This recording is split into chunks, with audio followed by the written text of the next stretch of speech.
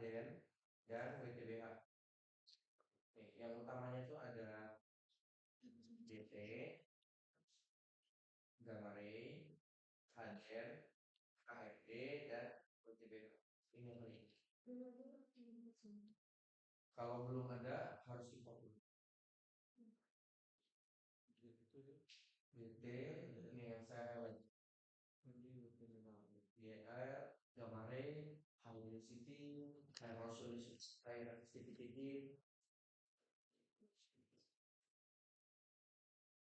PTBH dan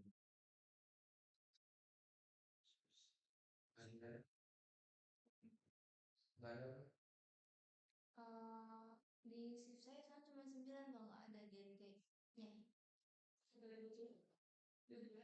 DT-nya nggak ada. Sama WTB-nya. PTBH. Ya, Bang. Ya itu dulu ya, yang dulu. Kalau yang lain dan markernya jangan lupa ya parameter set. Parameter setnya marker ini udah sesuai. Maksudnya kita itu butuh karakterisasi kategorik. Nah, di dalam urutan log yang kita punya sekarang itu kan itu cuma punya si ada korektif neutron nih, yang dimana antara porositas neutron dan porositas yang sebenarnya dari suatu batuan itu jelas berbeda. Gitu. Kenapa berbeda? Karena konsepnya yang log CL ini ataupun log type konsepnya gelombang gelombang neutron itu sensitif terhadap ion fluida, terutama kalau pernah dengar istilah kita melepas satu ion ditambah satu ion gitu, nah konsepnya itu sama. Jadi kita let's say terus klik ini, klik nanti bakal muncul seperti ini. Nah, kalau sudah munculnya seperti ini akan ada dua mekanisme yang akan kita lakukan analisa, di mana dua mekanisme ini berbeda. Mekanisme pertama kita akan menganalisa itu menggunakan play, dan yang kedua itu ada yang kita melakukan analisa visual. Kapan kita pakai visual dan visual kita harus tahu pasti kemungkinan besar kita kalau ini mau pakai itu seperti apa. Contohnya seperti ini, misalkan saya jelasin dulu. Misal play. Nah, kemudian di sini ada beberapa indikasi kayak gitu. Biasanya nggak muncul pakai itu. Kalau nggak muncul, coba pakai tiga jari digeserin ke atas kayak gini. Sampai ini terus balik lagi ke sini. Tiga jari di scroll ke atas. Bisa nggak? Iya. Nah, terus klik lagi. Pencet lagi, Cak.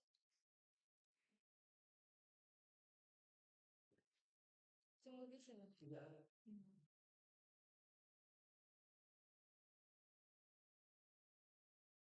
Serja. Kemana? Dua. Ininya kok bisa di atas itu? Ya bisa. Aku kok menutupin ini deh. Nggak, nanti mungkin. Nanti kalau ini kan bagus itu ya bagian. Ini ada beberapa indikasi. Ada gamma ini, ada neutron, ada resistivity. Mungkin sederhananya begini. Untuk di gamma ray, kita bakal pakai istilahnya itu indeks gamma ray ataupun volume of cell. Rumusnya itu V cell, udah ada, pilih yang setnya aja, langsung dipilih setnya.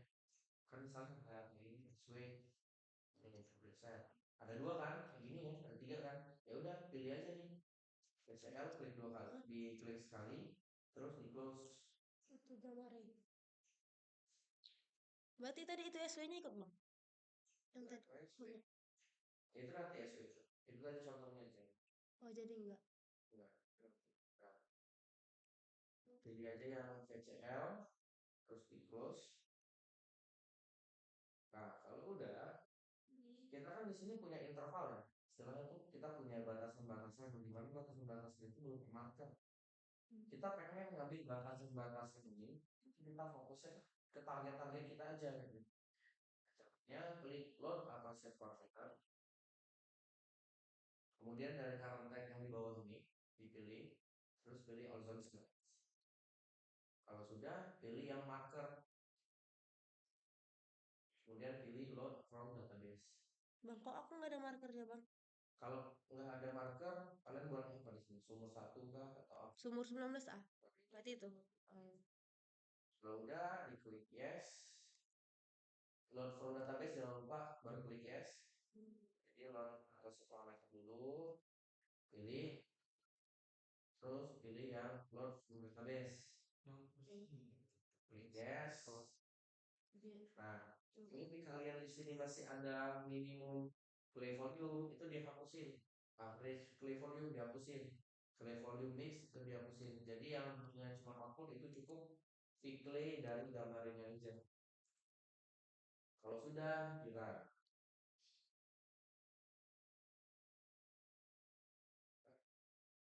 Kalau sudah di run, nanti bakal muncul seperti ini. Kalau udah ini kita rubah dulu skalanya karena ada garis yang nggak kelihatan. Skalanya buat aja dari -10 sampai dengan 200 nih 200 saja. Nah, nanti bakal muncul yang dua garis ini merah dan hijau. Nah, garis merah dan hijau ini fungsinya apa? Kayak di rumus yang aku bilang tadi, yang gambarnya pada titik tersebut, pada zona tersebut dikurang dengan gambar minimum. Nah, gambar minimum itu kita dapat dari mana? Ya dari garis merah ini nih. Nah, GR clean itu artinya apa? Itu gambar minimum. Gambar maksimum itu artinya GR clean atau gambar maksimum. Nah, sekarang kalian itu posisikan garis merah ini di nilai paling kiri yang dari kalian yang mengindikasikan sebagai nilai minimum. Tapi nggak boleh banget sampai ini, nggak boleh. Nah kalau kayak gini bakal ngacauin perhitungan. Jadi ambil nilai yang paling kiri dari data tersebut, dari data kalian. Nah, itu untuk yang garis merah. Udah, berarti udah close. Yang garis hijau sebaliknya, kalian mepetin yang garis hijau itu ke nilai yang paling kanan. Dan sama konsepnya jangan sampai 14. Paling kanannya yang mana? Misalnya ada yang sampai keluar-keluarin. Nah, itu sudah beda. Itu kan terpisah-pisah ya. Ada zona 5, ya kan? Zona 6.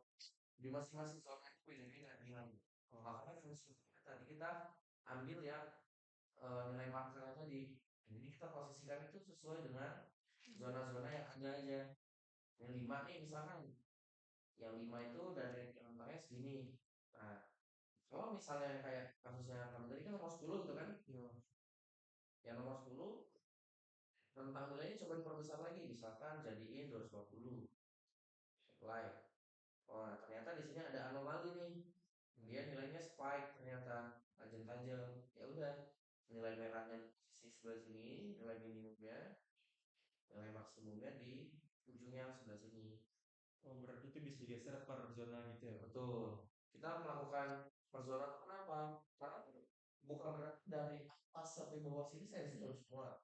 Contohnya analogi gedung aja ya.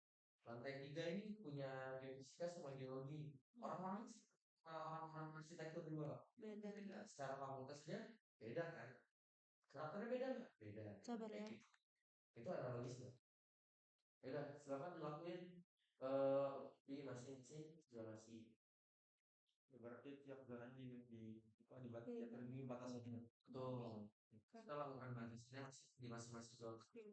Lah, bukan. Karena pertimbangannya sudah kalau dia Itu ozon. Terus pencet well. Itu well yang tadi yang saya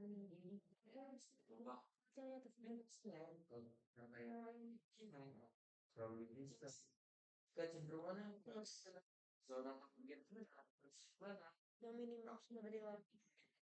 yang lain itu masih dikirain dan lock spike kayak gini kita harus eliminasi di edit file. Oh itu atas. Aneh nanti terlalu jauh buat Bawahnya juga harus. lakukan di semua zona untuk